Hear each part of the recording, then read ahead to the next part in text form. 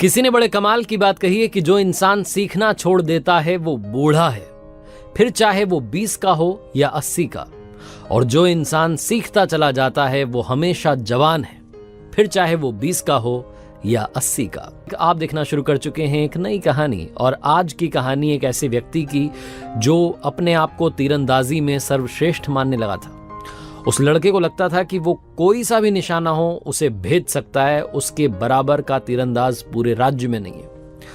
हालांकि लोग उससे कहते थे कि आपसे भी अच्छा एक तीरंदाज है, और हमेशा उसे एग्जाम्पल देते थे कि हमारे राज्य के जो सेनापति थे, जो अब रिटायर हो चुके हैं, संन्यास ले चुके हैं, जंगलों में रहते हैं, वो तुमसे अच्छे तीरंदाज हैं। लेकिन वो हमेशा उनको इग्नोर मारता था। वो जहाँ कहीं भी जाता था लोगों को बुलाता था कि आ जाओ मेरे साथ में कॉम्पिटिशन करो, और वो मतलब होता है ना बुलजाई, लगातार बुलजाई मारता था।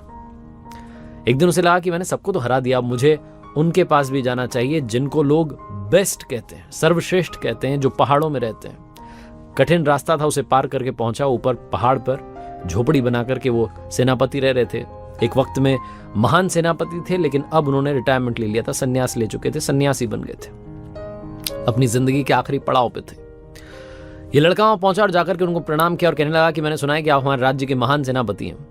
मैंने तो आपके वो युद्ध वगैरह देखे नहीं है, लेकिन आपके बारे में सुना काफी है, और आज मैं यहाँ आपको चुनौती देने के लिए आया हूँ, चैलेंज देने के लिए आया हूँ। आपको पता है मैंने तीरंदाजी सीख ली है, मैं ऐसे ऐसे निशानों को भेद देता हूँ जिनके बारे में कोई सोच नहीं सकता।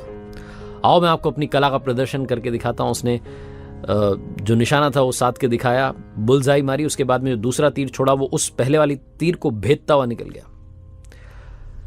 वो जो सेनापति थे, जो सन्यासी बन चुके थे, मंद मंद मुस्कुरा रहे थे। उन्होंने कहा ठीक है, बहुत अच्छा कर रहे हो। अच्छा एक काम करते हैं, तुम यहाँ चुनौती लेकर के आओ, मैं तुम्हें एक और चुनौती देता हूं और उससे मालूम चलेगा कि कौन सबसे अच्छा है।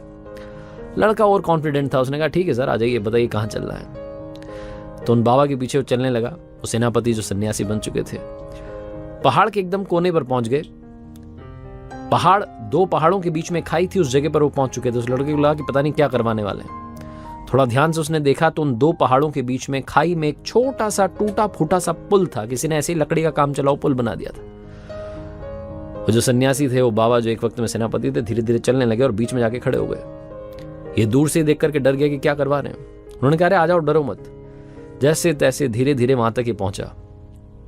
उसके बाद उन्होंने कहा कि यहां होगी वो असली परीक्षा। उन्होंने अपना धनुष लिया, तीर छोड़ा और जाकर के तीर सीधा सामने एक पहाड़ के तने पर जाकर के लगा। उसके बाद उन्होंने इस लड़के को धनुष दिया, तीर दिया और बोले कि सुनो, वो जो तीर लगाया उसको तुम्हें भेदना है। अगर तुमने कमाल कर दिया तो तुम असली चैंपियन हो, तुम सर्वश्रेष्ठ हो। लड़के ने धनुष लिया, निशाना तो लगाया, लेकिन पता नहीं वो कहां जाकर के तीर गया, दिखाई नहीं। बुरे तरीके से वो चूक गया।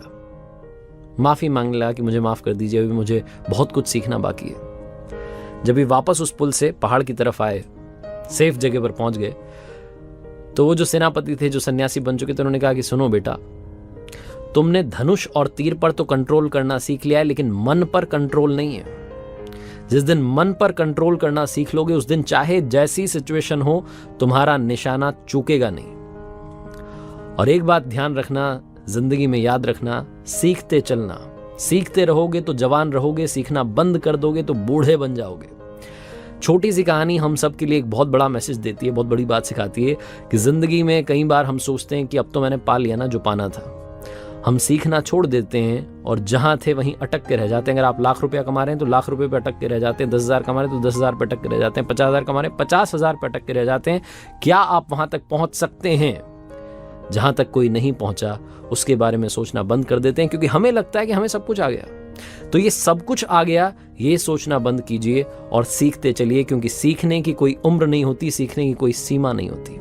एक बार फिर से कहूंगा, ऊपर वाले के आशीर्वाद के साथ, अपनी सच्ची मेहनत के साथ और अपनों के प्यार के साथ कर दिखाओ कुछ ऐसा कि दुनिया करना चाहे आपके जैसा।